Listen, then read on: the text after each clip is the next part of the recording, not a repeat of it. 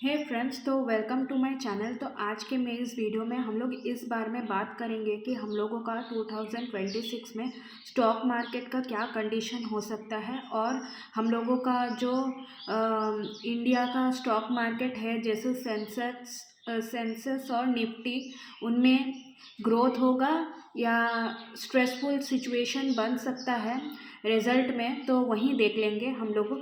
तो सबसे पहले पेज ऑफ वांड्स का कार्ड आया है, जो कि मुझे ये दिखा रहा है कि इन्वेस्टर्स अभी बहुत अभी इन्वेस्टर को उतना अच्छा पता नहीं है कि कौन सा कंपनी में कैसे इन्वेस्ट करना चाहिए या कौन सा कंपनी उसे अच्छा रिटर्न दे सकती है। ठीक है, तो ऐसा भी हो सकता है इस साल कि कुछ वीक कंपनी कोलैप्स हो जाए या ओल्ड ट्रेंड बंद हो जाए। ओल्ड ट्रेंड बंद हो जाए, जैसे पहले जो कंपनी चल रही थी उनका स्टॉक में इस साल क्रैश आ भी सकता है। तो ये भी दिख रहा है। तो इन्वेस्टर मुझे यहाँ पर दिख रहे हैं कि डिस्कस करेंगे पहली बात कि क्या कैसे क्या करना चाहिए, और डिस्कस करके रिस्क लेते हुए मुझे यहाँ पर दिख रहे हैं। और वो लोग श्योर नहीं है कि इस साल में उन लोगों का इस कंपनी में अगर इन्वेस्ट करते हैं तो एकदम प्रॉफिट ही होगा, वो लोग भी श्योर नहीं है। तो मुझे यहाँ पर यही दिख रहा है, लेकिन वो लोग इस चीज़ को एक्यूरेटली डिस्कस करते हुए दिख रहे हैं कि कौन सा कंपनी में अगर इन्वेस्ट करते हैं तो वो लोग इमोशंस के ऊपर नहीं चलेंगे, वो लोग ज़्यादा लॉजिकल होंगे। ठीक है, जैसे मान लो फॉर एग्जांपल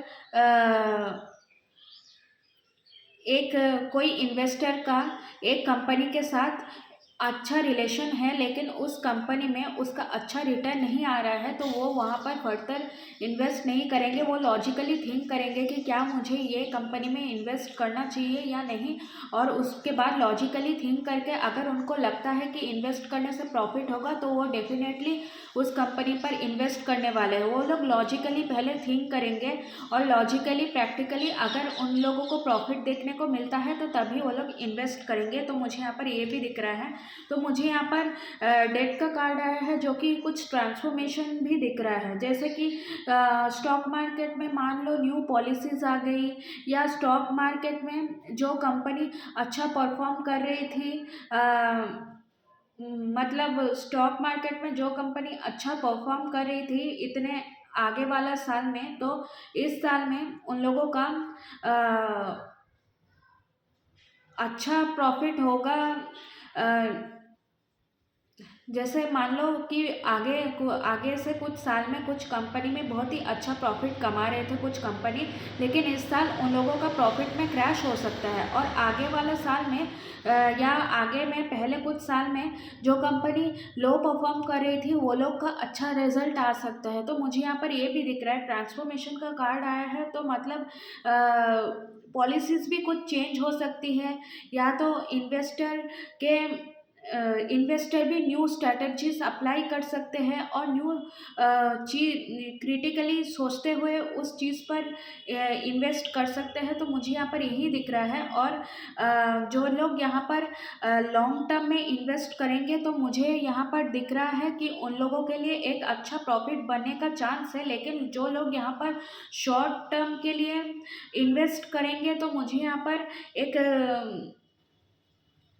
अच्छा रिजल्ट आएगा, प्रॉफिट ही आएगा, इस चीज़ का कोई गारंटी नहीं दिख रही। क्योंकि द मून का कार्ड आया है, तो प्रॉफिट अप एंड डाउन हो सकता है, ग्रोथ भी अप एंड डाउन हो सकता है, अगर कंपनी का परफॉर्मेंस भी अप एंड डाउन कर सकता है। और इन्वेस्टर भी सोच सकते हैं कि इन्वेस्टर भी कंफ्यूज रह सकते हैं, इन्वेस्टर को भी ठीक से पता नहीं होगा कि क्या चीज़ में इन्वेस्ट करने से उन लोगों का अच्छा प्रॉफिट मिलेगा। और अगर वो लोग मान लो इन्वेस्ट भी कर देते हैं कोई भी कंपनी में, तो मुझे यहाँ पर ये दिख रहा है कि उन लोगों का माइंड में भी थोड़ा सा स्ट्रेसफुल सिचुएशन या फियर, इनसिक्योरिटीज, स्ट्रेस बनने का चांस है।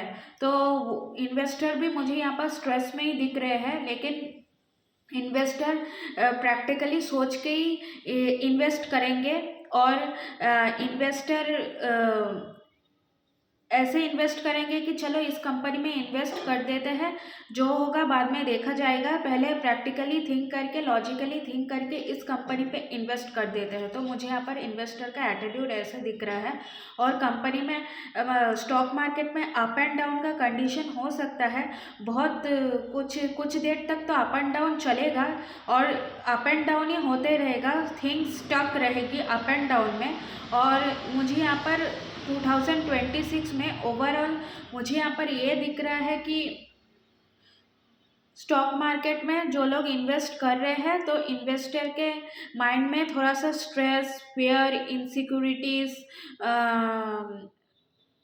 एंजाइटी ये सब आने का चांस दिख रहा है, क्योंकि ऑफ कोर्स मार्केट कंडीशन भी अप एंड डाउन कर रहा है। तो इन्वेस्टर भी श्योर नहीं है कि एकदम ठीक रिटर्न आएगा भी या नहीं। और मुझे यहाँ पर उतना ग्रोथ भी नहीं दिख रहा, प्रॉफिट होगा इस ईयर में ये भी नहीं दिख रहा, लेकिन एकदम ही कोलैप्स हो जाएगा ये भी नहीं दिख रहा। लेकिन मुझे यहाँ पर यही दिख रहा है कि 2026 में स्टॉक मार्केट में थोड़ा सा कुछ टाइम के लिए थोड़ा सा लॉस या मार्केट स्ट्रेस ये सब बनने का योग बन रहा है, मुझे यहाँ पर यही दिख रहा है। तो ये कुछ टाइम के लिए हो सकता है। और मुझे यहाँ पर यही दिख रहा है कि मार्केट अप एंड डाउन करेगी, पॉलिसीज़ में कुछ चेंज हो सकता है, कुछ ट्रांसफॉर्मेशन हो सकता है। जैसे फॉर एग्जाम्पल इतना दिन से जो कंपनी अच्छा परफॉर्म कर रहा था उसका रिजल्ट इस साल में ख़राब आ सकता है, और इतना दिन से जो कंपनी ख़राब परफॉर्म कर रही थी वो लोग ग्रो कर सकते हैं। तो मुझे यहाँ पर ये दिख रहा है, जिसकी वजह से इन्वेस्टर के माइंड में थोड़ा सा stressful situation, stress, anxiety, fear of loss ये सब चीज़ का इन्वेस्टर के माइंड में डर हो सकता है। और इन्वेस्टर को भी इतना अच्छा से पता नहीं है कि अगर इस कंपनी में इन्वेस्ट कर देंगे तो एकदम प्रॉफिट आएगा, वो इस चीज़ के बारे में बिल्कुल भी श्योर नहीं है, क्योंकि market obviously up and down करती रहेगी। और इन्वेस्टर्स जो लॉन्ग टर्म के लिए इन्वेस्ट करेंगे तो उन लोग के लिए प्रॉफिट आने का चांस मेरे को यहाँ पर दिख रहा है। लेकिन जो लोग शॉर्ट टर्म के लिए इन्वेस्ट करने वाले हैं, लमसम में जाने वाले हैं, तो थोड़ा सा सावधानी से जाइएगा, क्योंकि मुझे यहाँ पर मार्केट कंडीशन इतना ठीक नहीं लग रहा है।